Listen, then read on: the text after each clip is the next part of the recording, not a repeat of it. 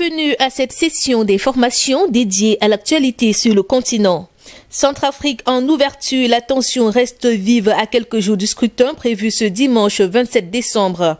Si les rebelles semblent déterminés à empêcher ces élections en lançant l'assaut contre la quatrième ville du pays, Bambaré, située à quelques 380 km au nord-est de la capitale Bangui, les autorités sont déterminées à tenir le scrutin à la date prévue. L'hypothèse d'un report réclamé par une frange de l'opposition n'est pas à l'ordre du jour. Mercredi, le président sortant, Donné Favori, a exhorté ses concitoyens à garder leur calme et à se préparer pour le vote.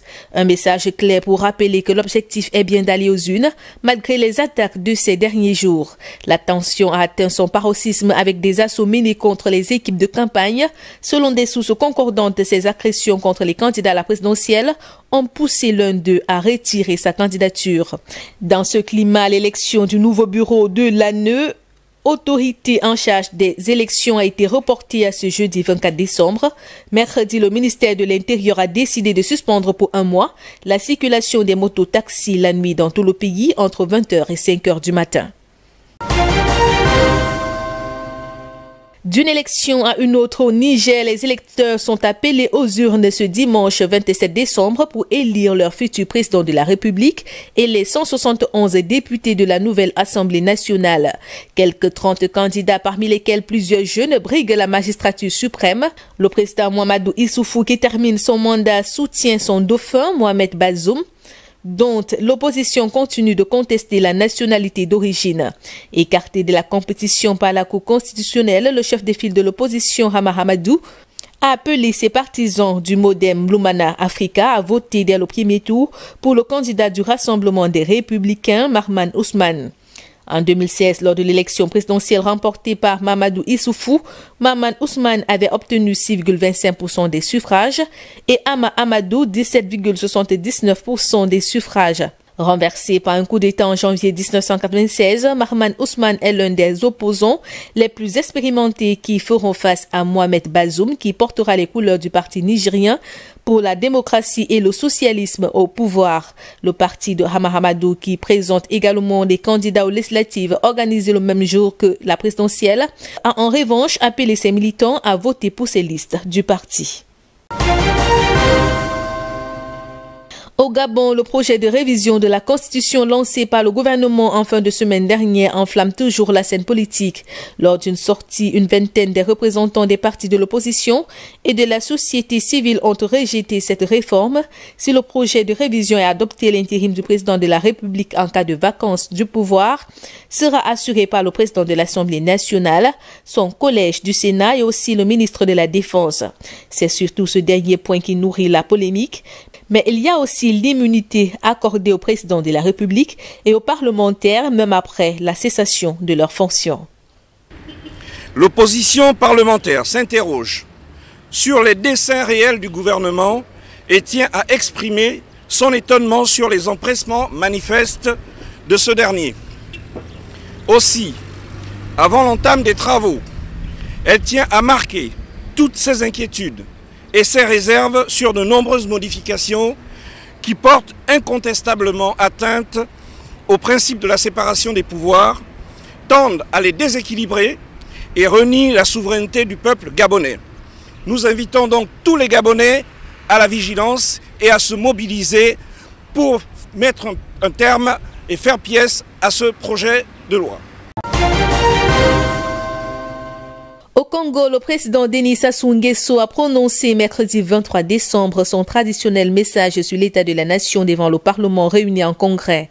Il a décrit une économie plombée par la baisse des cours du pétrole et qui n'a toujours pas gagné le pari de la diversification.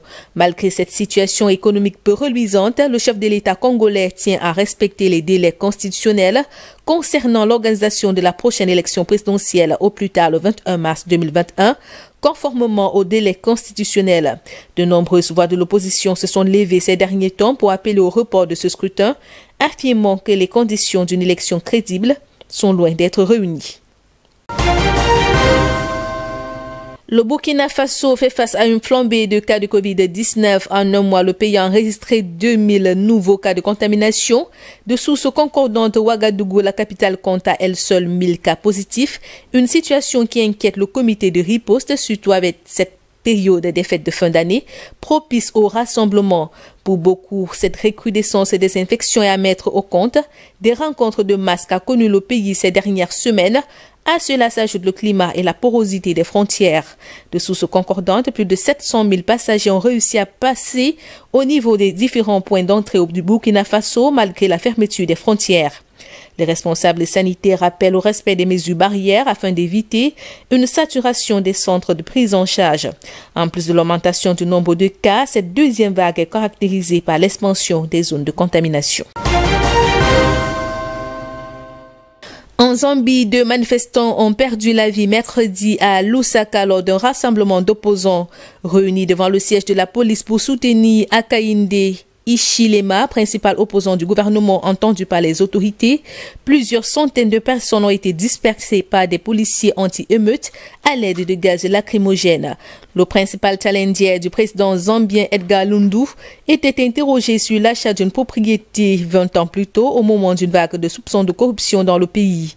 À la tête du parti uni pour le développement national UPND, Hakainde Hichilema est candidat pour la 6e fois à la prochaine élection présidentielle prévue en août 2021. En 2016, le candidat connu sous l'acronyme HH avait perdu le scrutin et avait passé 4 mois en prison pour trahison après avoir contesté le résultat du scrutin.